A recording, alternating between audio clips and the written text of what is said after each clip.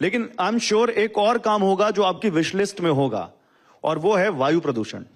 हर साल जब भी सर्दियां आती हैं, दिल्ली गैस का चैम्बर बन जाती है, और फिर जब वो आती है फिर उस पर रिपोर्ट होती है, फिर 8-10 दिन हम लोग भी काफी बात करते हैं, फिर उसके बाद जैसी गर्मियां आती हैं वो प्रदूषण खत्म होता है, सब बात करना भूल जाते हैं, और फिर अगली साल सर्दी आएगी और दिल्ली वालों की सांसें अटक जाएगी। तो कोई लॉन्ग टर्म प्लानिंग है आपकी सरकार की? क्योंकि अब तो डबल इंजन की सरकार हो गई दिल्ली में, केंद्र में भी और राज्य में भी। तो वो जो पहले कहते थे कि केंद्र हमारा साथ नहीं दे रहा या केंद्र का राज्य से कोऑर्डिनेशन नहीं हो पाता था, अब तो वो बात रही नहीं।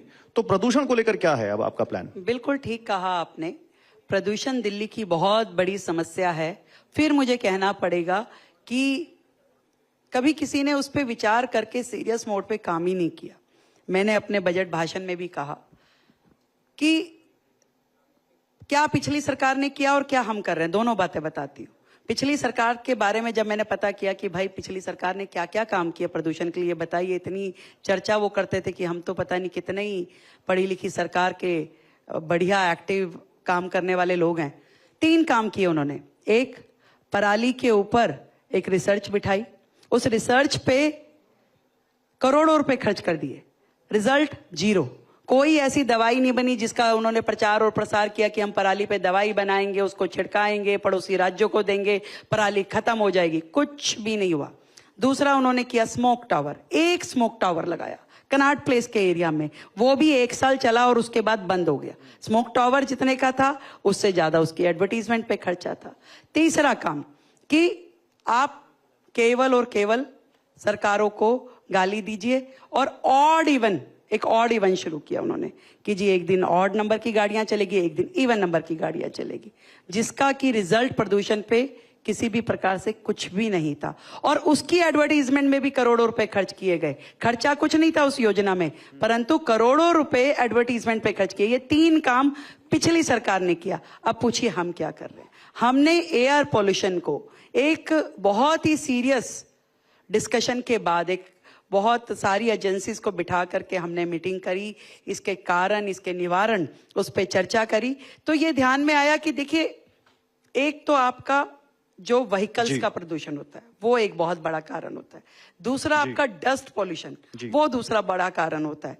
तो डस्ट पॉल्यूशन में जहां जहां भी सड़कें टूटी है, गड्ढे हैं, मिट्टी पड़ी है, खुला पड़ा है, ब्राउन एरिया है, उसको ठीक करने की आवश्यकता है। जिसमें हमने जितनी agencies, land owning agency Delhi में है समेत एमसीडी, पीडब्ल्यूडी, डीडीए, डीएसआईडीसी, हर एजेंसी को बुलाकर उनके पास सड़कों का जितना एरिया है उसको रिपेयर करने के लिए, उसको मेंटेन करने के लिए, ब्राउन एरिया खत्म करने के लिए उनको आदेश दिए। दूसरा जो पॉल्यूशन वाला है, हमारा टारगेट है अभी इस साल में 5000 इलेक्ट्रिक बसेस सड़कों पे दौड़ेगी। जितनी सीएनजी बसेस पुरानी है धीरे धीरे उसको हम खत्म करेंगे, और end of the 2026 100% public transport EV हो जाएगा, जिससे कि ये पूरा पोल्यूशन में कटेल हो पाएगा। तीसरी चीज, जल्दी में तो नहीं है, तीसरी चीज बता दूं ना, फिर आप बार बार पूछेंगे। जी। तीसरी चीज, जो स्मोक वैन्स थी जिसमें और स्प्रिंकलर्स थे, वो पहले की समय में केवल 2 महीने चला करते थे कि सर्दियों में ही पोल्यूशन होता है, जैसे कि उस समय चला करते थे। हमने ये आदेश दिए हैं कि ये जो पोल्यूशन है ये साल भर का काम है, ये केवल 2 महीने का काम नहीं है। बिल्कुल सही है। साल भर डस्ट उड़ती है, साल भर दिक्कतें होती हैं। आज भी अगर आपका एयर पोल्यूशन लेवल ज्यादा है तो इसका मतलब साल भर जरूरत है।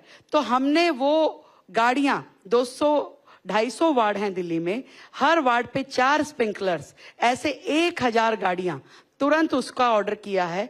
वो गाड़ियां शुरू होंगी, हर वार्ड में वो जाएंगी और पूरा साल भर स्प्रिंकलिंग का काम होगा। क्या बात है, एक बार जोरदार तालियां हो जाएं रेखा जी के लिए।